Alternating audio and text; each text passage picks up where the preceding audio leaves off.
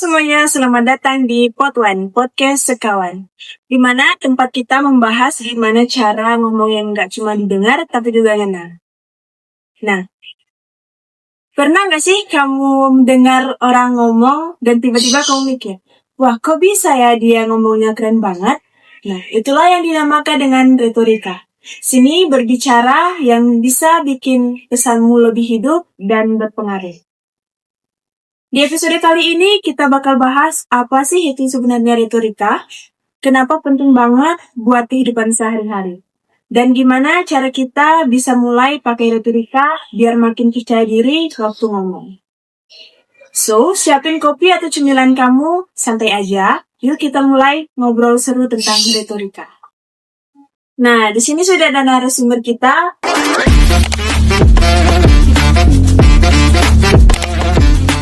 Yang akan menjelaskan mengenai tentang retorika.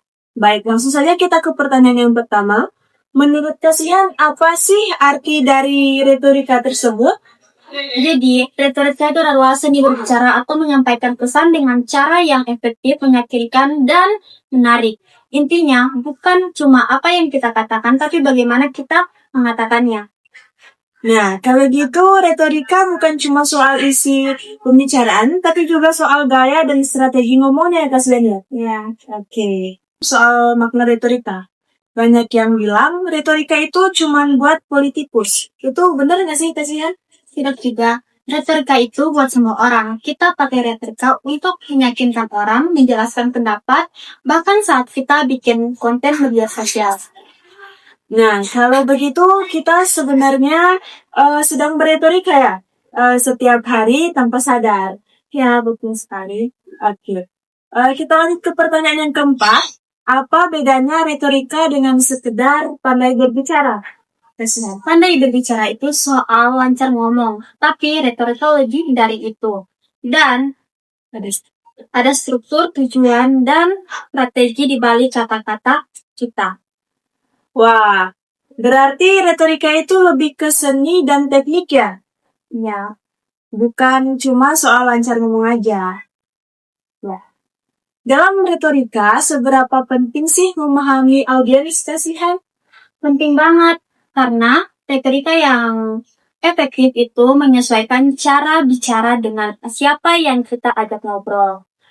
Semakin kita paham audiens, semakin kuat pengaruh kata-kata. Betul, jadi bukan cuma ngomong, tapi juga ngerti siapa yang kita ajak ngomong. Ya. Selanjutnya, apa saja elemen utama dalam retorika Kasihan? Menurut Aristoteles ada 3. Yang pertama itu ada etos, kredibilitas pembicara, dan pathos, emosi pendengar, dan logos, logika atau alasan. 3 ini harus seimbang biar pesan kita kuat. Nah, 3 hal ini kayak resep komunikasi yang pas banget buat berbagai situasi. Iya, betul. Pertanyaan selanjutnya Kasihan. Gimana sih cara melatih retorika biar makin jago? Caranya itu latihan rutin, bisa lewat public speaking, debat, atau sekedar ngobrol. Sambil sadar struktur, kalimat, dan intonasi. Rekam diri sendiri juga bisa bantu banget buat evaluasi. Menarik. Jadi ternyata semua orang bisa belajar retorika asal mau latihan terus ya? Iya. Pertanyaan selanjutnya. Apa kesalahan umum orang saat berbicara di depan publik? Biasanya itu mereka terlalu fokus pada diri sendiri, bukan pada audiens. Selain itu, ngomong terlalu cepat, kurang ekspresi, atau tidak punya struktur yang jelas. Bagaimana peran emosi dalam retorika? Jadi, peran emosi itu penting karena bikin pesan terasa hidup. Kalau cuma logika yang ada, orang akan bosan. Tapi kalau ada emosi yang pas, bisa bikin pendengar tersentuh atau termotivasi. Nah, berarti retorika ini gabungan antara logika dan perasaan ya? Iya, betul sekali Kak Ansa. Menarik.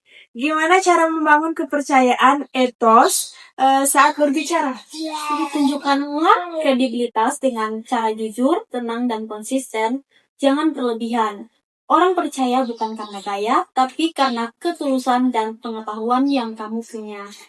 Setuju. Orang yang jujur dan percaya diri emang otomatis bikin pendengar respect. Iya. Nah, itu dia teman-teman, pembahasan menarik tentang retorika. Seni berbicara yang bukan cuma soal kata-kata, tapi tentang makna dan ketulusan. Ingat, retorika terbaik bukan yang paling indah, tapi yang paling bermakna. Terima kasih sudah dengerin episode kali ini. Jangan lupa follow, like, and comment. Dan share ke teman-teman kamu. Dan tetap berbicara dengan hati. Sampai jumpa teman-teman.